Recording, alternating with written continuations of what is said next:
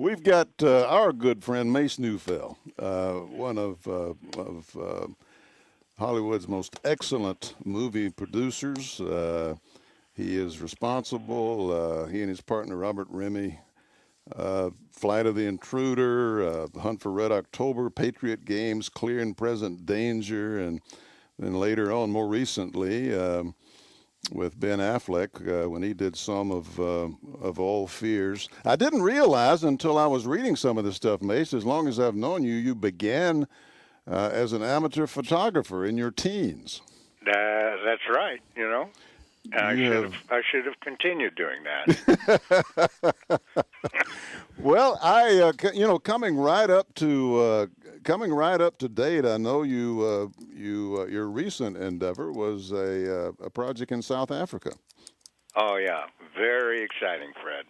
Tell us a little bit about that. Well, it's the story of how Nelson Mandela, in 1995, about a year after being elected president of South Africa and ending apartheid, saw sport as a way of bringing the country together, and particularly rugby, which was considered the apartheid sport, the white man's sport.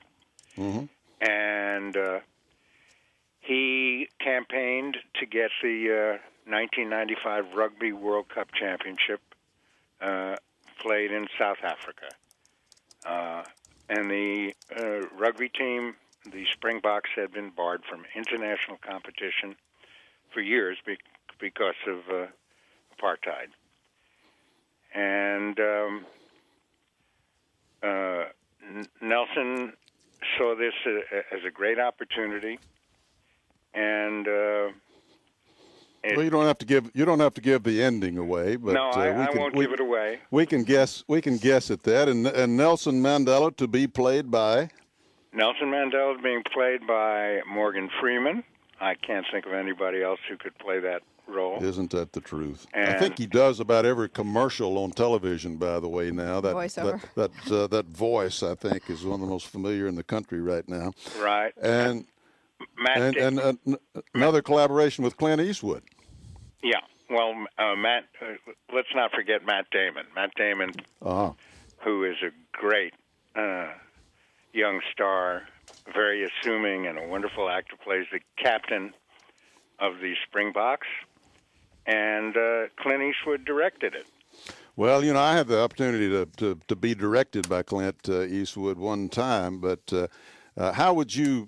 What's he like as a director?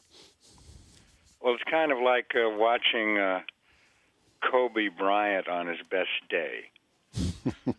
He, as the producer of a Clint Eastwood movie, you just kind of sit back and marvel at this terrific guy who has the entire movie in his head. Not a lot of wasted activity. No, I call it judicious filmmaking.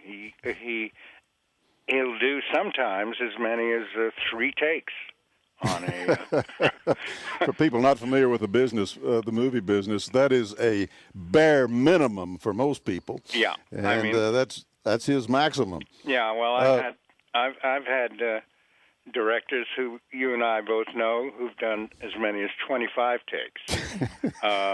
Cost a lot of money too, doesn't it? And as the producer, Mace, I guess you appreciate that spareness. Well, and it also wears that. Well, let me ask you this: how has movie making changed over the years? The business side of it, or there seem to be, I don't know, fewer movies perhaps, or more expensive movies, more or less star directed, at different eras and so forth. How do you see the changes that have come about over the last several years? Well, it's been massive changes. From the old days when the studio system really operated very efficiently, and each studio turned out 50 some odd pictures a year, and they put teams together and delivered.